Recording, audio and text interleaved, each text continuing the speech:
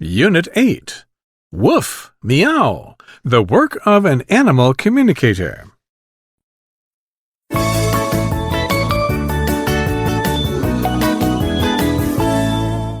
Reading.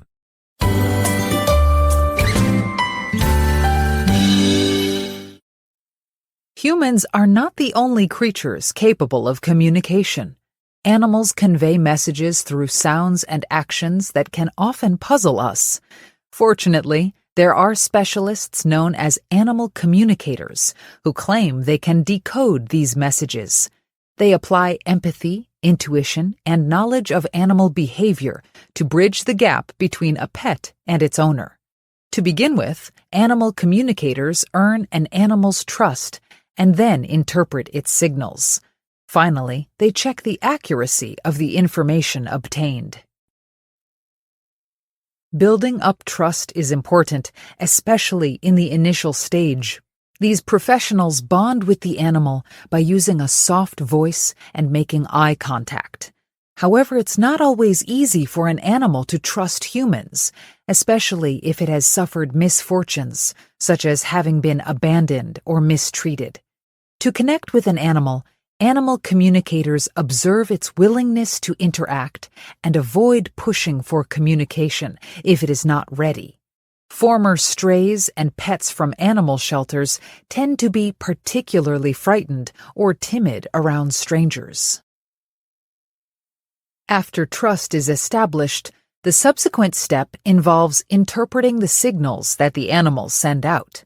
To non-professionals, a dog wagging its tail might indicate happiness, and a cat hissing usually means displeasure. However, animal communicators go beyond these surface signs to detect underlying issues.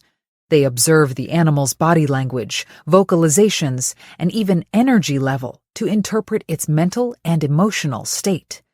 For instance, while a cat's purring typically signifies contentment, it can also indicate that the cat is in pain or under stress. That's why animal communicators need to engage with it to determine whether the sound results from satisfaction or possible negative feelings. The final step involves confirming the accuracy of the gathered information through discussions with the pet owners. For instance, in the case of a young dachshund persistently chewing furniture, an animal communicator suspected loneliness. The communicator proceeded to check with its owner, who admitted he spent very little time at home. Realizing this, the embarrassed owner assured the communicator that he would make changes to ensure the overall well-being of his pet. If the animal communicator hadn't discovered the root cause of the dog's behavior, the owner might have remained unaware of the issue and been unable to address it.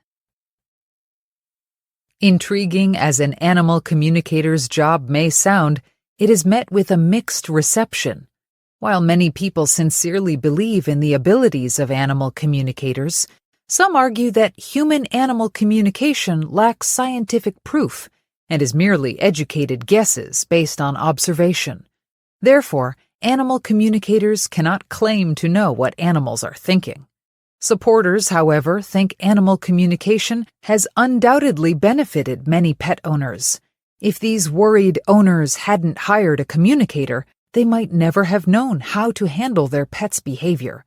Next time you're unsure what your pet is trying to tell you, would you consider consulting a communicator?